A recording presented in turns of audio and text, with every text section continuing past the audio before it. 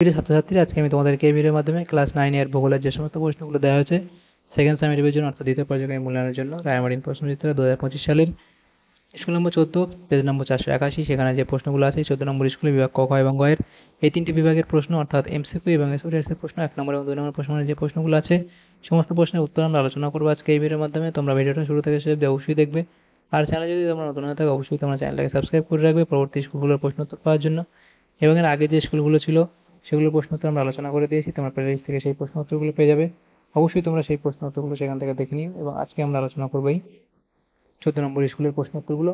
তো এই প্রশ্ন উত্তরের পিডিএফ তোমরা পরবর্তীতে আমাদের টেলিগ্রাম চ্যানেল থেকে পেয়ে যাবে। ডেসক্রিপশনে আমাদের টেলিগ্রাম চ্যানেলের লিঙ্ক দেওয়া আছে, সেখান থেকে তোমরা আমাদের টেলিগ্রাম চ্যানেলে যুক্ত হয়ে যেতে পারবে। 14 নম্বর স্কুল দেখো বলা আছে কি বিভাগ ক, সেখানে 7টা আমাদের প্রশ্ন আছে, 1 নম্বর করে দেওয়া আছে। 7 নম্বর একের দাগে কি বলা হয়েছে যে বিকল্পগুলি থেকে সঠিক উত্তরটি নির্বাচন করে লেখো। একের দাগের 1, ছায়াবৃত্ত দ্রাঘিমা রেখার সঙ্গে তির্যকভাবে অবস্থান করে বছরে, এর হবে 365 দিন।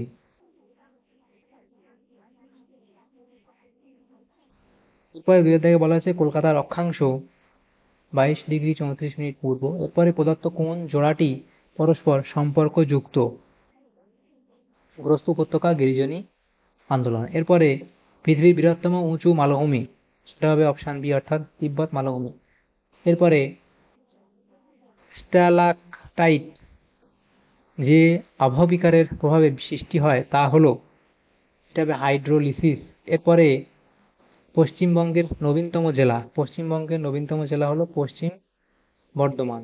আটা থেকে বলা আছে পশ্চিমবঙ্গ অবস্থিত সিকিমের দক্ষিণ দিকে অর্থাৎ অপশন ডি হবে সঠিক উত্তর। তাহলে এমসিকিউটার যে প্রশ্নগুলো ছিল এখানে সেগুলো আমরা আলোচনা করে নিলাম। এরপরে যে প্রশ্নগুলো আছে দেখো, সেখানে বলা আছে বিভাগ খ, সেখানে আমাদের দুটো প্রশ্ন আছে, 1 নম্বর করে 2 নম্বর দেওয়া আছে। 2 এর দাগের এ, নিম্নলিখিত বাক্যগুলি শুদ্ধ হলে পাশে সু এবং অশুদ্ধ হলে পাশে অ লেখো। আমি এখানে ঠিক হলে রাইট এবং ভুল হলে ক্রস চিহ্ন দেবো। তোমরা অবশ্যই পরীক্ষার সময় ঠিক হলে সু এবং অশুদ্ধ হলে অ লিখবে। 2 এর দাগের একের প্রশ্ন, 2 এর দাগের এর একের প্রশ্ন, এশিয়ার গভীর মরুভূমিতে লোয়েস সমভূমি সৃষ্টি হয়েছে। এটা ঠিক না ভুল? এটা এখানে ঠিক বলা হয়েছে। নেক্সট প্রশ্ন, বাংলাদেশের প্রধান নদী গঙ্গা, এটা এখানে তোমাদের ভুল, বাংলাদেশের প্রধান নদী গঙ্গা, এটা ভুল বলা হয়েছে। এরপরে 3 থেকে বলা হয়েছে ভারতের সর্বাধিক জনঘনত্বযুক্ত রাজ্য হলো পশ্চিমবঙ্গ, এটা এখানে তোমাদের ঠিক বলা হয়েছে।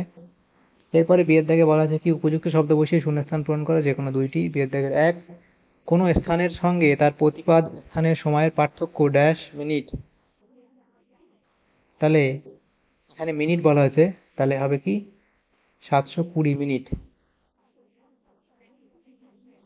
গঙ্গা গঙ্গা অববাহিকায় নতুন পলিগঠিত অঞ্চল ড্যাশ নামে পরিচিত, এটা হবে খাদার নামে পরিচিত। এরপরে যে প্রশ্ন আছে দক্ষিণ দিনাজপুরের জেলা সদর, এটা বালুরঘাট। এরপরে ক স্তম্ভের সঙ্গে খ স্তম্ভ আমাদের মেলাতে দেওয়া হয়েছে।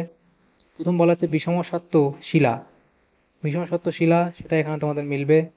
ক্ষুদ্রকণা বিসরণ, নগ্নিভবন, সেটা এখানে হবে ক্ষয়জাত পর্বত। নীলনদ উপত্যকা, সেটা এখানে তোমাদের হবে বিখ্যাত সমভূমি। এবং দূরবীন দ্বারা কি হয়, এটা হবে ঋষিলা।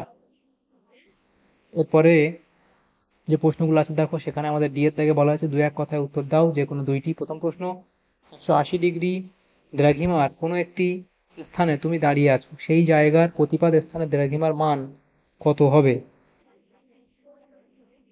সেটা হবে 0°। এরপরে প্রতি 4 সেকেন্ড সময়ের পার্থক্যে দ্রাঘিমার পার্থক্য হয় কত? এটা হবে 1 মিনিট। এরপরে পশ্চিমবঙ্গে দুটি জেলার নাম লেখো যার উপর দিয়ে গুরুত্বপূর্ণ অক্ষরেখা বিস্তৃত হয়েছে। পশ্চিমবঙ্গে দুটি জেলার নাম তো লিখবে নদিয়া ও পুরুলিয়া লিখবে। নদিয়া ও পুরুলিয়া, তাহলে এগুলো হলো। এরপর বিভাগ গত যে প্রশ্ন আছে দেখো, সেই প্রশ্নগুলো 3-এর দাগে, এগুলো নেক্সট পেজে আলোচনা করবো। 2 নম্বর করে দেওয়া আছে 1 নম্বর, এই হ্যাঁ 4টে প্রশ্ন 8 নম্বর দেওয়া আছে। পৃথিবীর তাপ পৃথিবীর তাপবলয়গুলির অবস্থান উল্লেখ করো। পৃথিবীর তাপবলয়গুলির অবস্থান, তো একটা লিখবে উষ্ণমণ্ডল, এটা সম্বন্ধ হয় না, উষ্ণমণ্ডল তার অবস্থান লিখবে। নাতিশীতোষ্ণ মণ্ডল, স্পেলিং ঠিক করবে, নাতিশীতোষ্ণ মণ্ডল। তার অবস্থান লিখবে, হিমমণ্ডল তার অবস্থান লিখবে, এই অবধি লিখবে। এরপরে কিভাবে প্রতিবাদ স্থানের সময় নির্ণয় করা যায়।